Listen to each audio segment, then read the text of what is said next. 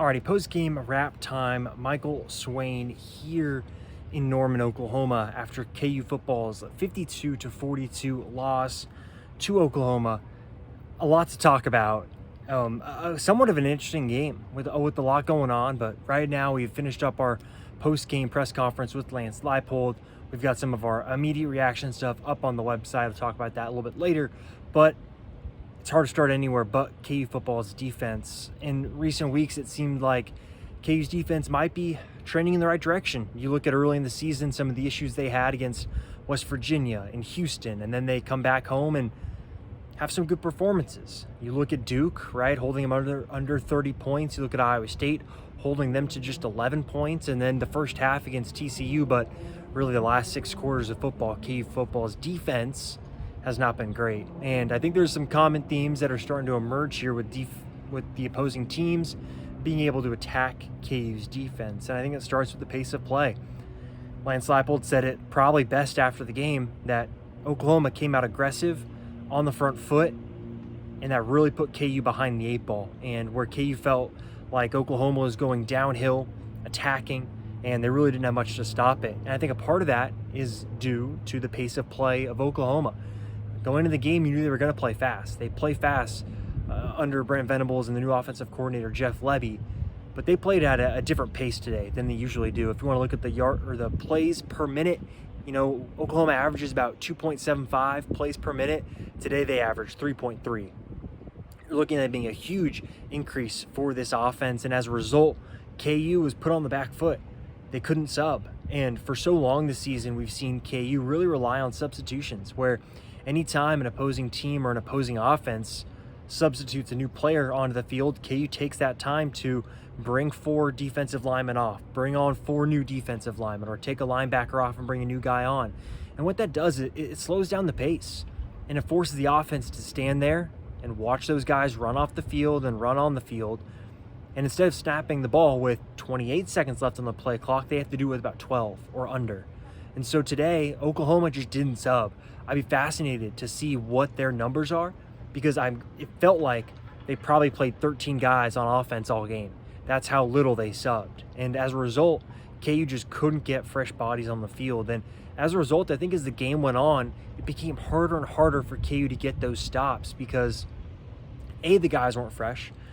B, there were some mistakes that I think would cause some hesitancy, right? You miss a tackle, all of a sudden you got to think about that. And I think things like that kind of started to compound for the defense, where over the course of the game, there really weren't great drives where KU was able to get stops, where I think you could look at a game like the TCU game, where in the first half and even throughout the game, KU had moments where you felt like, okay, KU's defense is in this, or KU's defense has the momentum right now. I really didn't feel like KU's defense had much of the momentum here on Saturday. And you look at the turnovers that KU was able to force. I think you have to give a lot of credit to Kenny Logan for his interception. That was a big play, but it came at a point in the game where you felt like he almost had to find the end zone, for Kansas to have a quick score and be able to get the ball back on defense and build off of that momentum. You look at the 2 fumbles, right? You're able to score off of one of them and you're not able to do it on the other. And that leads me into maybe my next point here of margins, and something I've written about on the website a little bit, but I think you're looking at this KU team over the first really 5 weeks of the season, and if you want to include the TCU game as well, they've had a very specific formula for how they're going to win the game. On offense, it's starting off and getting really good yardage on 1st and 2nd down. So when you do face a 3rd down, it's a 3rd and 3 or a 3rd and 4. And in turn, that gives the offensive coordinator, Andy Kotelnicki, more plays to work with. You can run the ball, and hey, if it's a 4th and short, you go for it on 4th down. But when it's a 3rd and 7, 3rd and 8, that really limits what you can do, because chances are you're going to be backed up and you're not really going to face those situations as much in opponent territory, because you're going to have the momentum if you've made it that far in your drive. And what you saw today was KU went 3 and out 4 times. 3 of those 3 and outs, they had 3rd and longs. And that was something where KU wasn't able to get consistently those 3rd and shorts. KU was able to convert on those 3rd and shorts. I think there were maybe 3 of 4. I need to check my numbers on that on the game today. But that's one area where KU really shrunk the margins of these games. And then you look big picture. They took advantage of the ball going into half, right? There are multiple times this season where KU's either scored going into half and coming out had a chance, right? You can look at the TCU game, you get a field goal there at the end of the half, and then you come out and score a touchdown to open the second half to take that 17-10 lead at that time, right? Those are big momentum plays within a game, and that's how you win a game within the margins.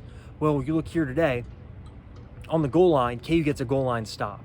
All of a sudden, you go into half, KU's down 14 points.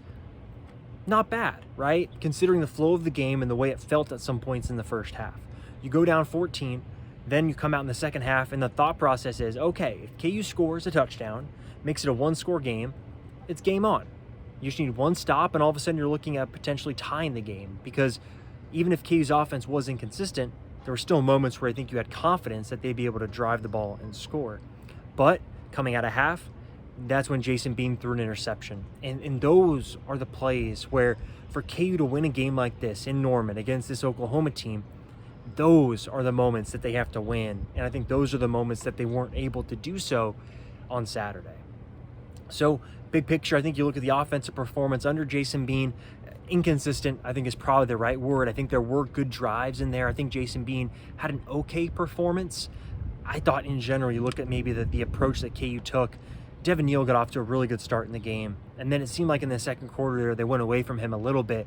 And then the second half, they went back to him early, and I think he had some good runs. I think that was an interesting decision made by the coaches in terms of the rhythm and who they're going with. I just think overall, maybe KU showed a lot of trust in Jason Bean, and they threw a lot on first down at times throughout the game. And those are the moments where you wonder, you don't want to be one-dimensional, where you are always running the ball on first down, but sometimes it felt like they maybe got away from the running game when this Oklahoma defense has been awful against the run, as we've covered. Heading into this game, right, they're allowing 6 yards per carry over their last 3 games combined, right? That's how bad KU's run defense was last season.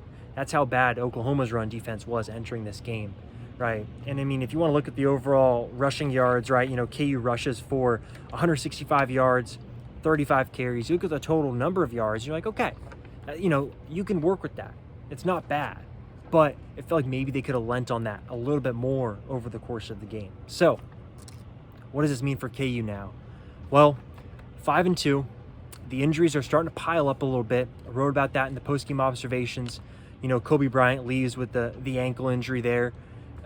Kind of a scary scene whenever you see the medical cart come out, especially after what happened to Daniel Highshaw Jr. a few weeks ago. You know, Lance Leipold didn't have much of a comment on it post-game, just said that they'll have to see what happens. Kobe Bryant goes down. Lonnie Phelps, heading into the game, Lance Leipold said that he was told that Lonnie wasn't going to be able to go, that he just wasn't going to be able to play, and he toughed it out, was able to get out there for some snaps, but he's been banged up and really hasn't been 100% in a few weeks now. You're looking at Kenny Logan, played this game with a pretty big brace on his elbow. You look at linebacker Tyrone Berryhill, left the game a couple times, appeared to be banged up. You're looking at these injuries, I think, starting to pile up for KU, in addition to the guys like Jalen Daniels, Daniel Highshaw, who've already suffered injuries this season. That bye week, KU's going to need it to rest, recover, and get ready for the final sprint. The issue is you have to go and play Baylor next week, and that Baylor team is incredibly physical. It's going to be a tough contest for Kansas, and this is a team now that is just looking to get one more win, and I'm still of the opinion that I think it will come at some point. I don't know when. I think after the bye week will be the time, because they'll be able to get some rest, recuperate a little bit, maybe get some of those nicks and bruises healed up as much as you can in season. And then you look at it, it's really a sprint to the finish, right? Oklahoma State at home. You know, you then go on the road to play Texas Tech, back home for Texas, and then you wrap up the season with that game at Kansas State. And I think the last thing any KU fan wants is going into that Kansas State game on a 6-game losing streak. So overall, this is a team that is still operating in very fine margins. And this is what I wrote about post-game. Within a game, there are a lot of moments that are going to define it. Early in the season, KU won a lot of those moments. You think about West Virginia, the pick 6 from Kobe Bryant to win the game. At Houston, you think about the interception from Kenny Logan that really flipped that game on its head. You think about Duke, some of the defensive stops that they were able to make in that game. KU's had winning plays this season. I think that's what was so impressive about them early in the year. It was those winning plays that really helped contribute to them get off to that really good start. The last 2 weeks, it seems like, really you can even say the last 6 quarters, because of the first half of that TCU game. The last 6 quarters, there haven't been as many of those, and they've been just a step off, and that's fine. But for right now, for KU, with the talent and with the challenges that they just face as a program as a whole, you still have to operate within that really fine margin. And it's going to be very fine going next week against that Baylor team that has been up and down this season, but coming off a loss to West Virginia, they're going to have extra prep time, right? They played on Thursday. That's going to be a really tough game. So got plenty of coverage up on the website. As always, stay tuned to fog.net for all sorts of KU basketball, KU football, and recruiting coverage. We'll have a regular podcast for you on Sunday with Kevin Flaherty. And with that, we'll talk to you all on Sunday afternoon.